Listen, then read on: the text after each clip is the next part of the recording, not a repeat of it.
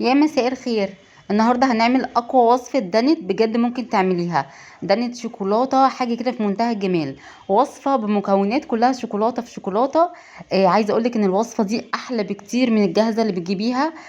كمان مش هتفصل معاكي. وصفه كريمي، حاجه كده في منتهى الجمال. تعالوا نبدا الفيديو مع بعض. ما تنسوش نسمي الله، تحطوا لايك وتشتركوا في القناه، وكمان تفعلوا زر الجرس عشان يوصلك كل الفيديوهات. وتعالي نشوف النهارده وصفة الدانت الكريمي التحفة دي هنعملها ازاي مع بعض بدون صفار بيض وبدون زبدة كمان، وهتكون بتلمع كده وتجنن.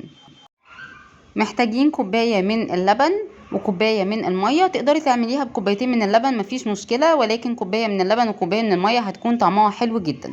طبعا يكونوا باردين.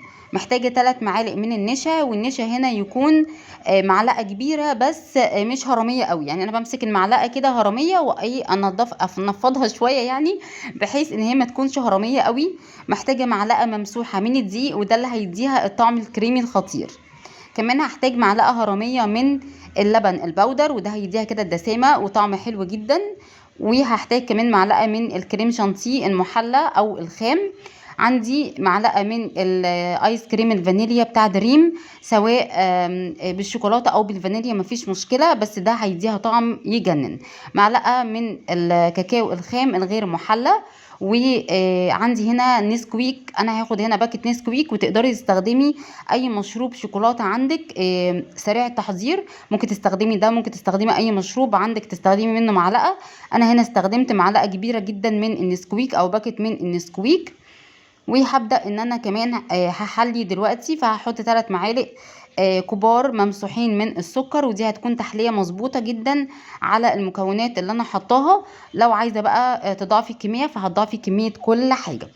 هقلب كده كل المكونات الاول على البارد علشان النشا بيكون فيه تكتلات كده.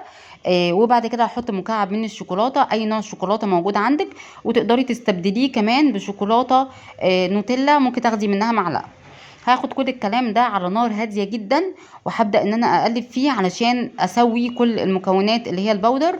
وهبدأ ان انا اقلب فيه على نار هادية لحد ما يبدأ يتقل معايا بالمنظر ده ويعمل فقاقيع. بعد ما عمل فقاقيع كده رفعته من على النار، طفيت النار وبدأت اقلب فيه حوالي نص دقيقة علشان خاطر البخار يطلع كده، وكمان ما يعملش قشرة معايا في قاع الكسرولة. وهبدأ ان انا كده اصبه. طبعا شايفين منظره كريمي ازاي، حاجة كده خطيرة.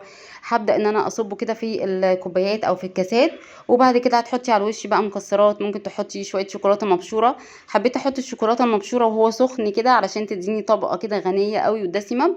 بعد كده هدخله التلاجة حوالي ساعة عشان يقدر ان هو يتماسك. وبعد ساعة بقى دوقي احلى دانت ممكن تدوقيها في حياتك. وصفة حقيقي خطيرة جدا، وصفة حصرية محدش عملها قبل كده. بكل المكونات اللي هي فيها عملناها بدون صفار بيض، بدون اضافة اي مادة دهنية. بجد وصفة جميلة جدا.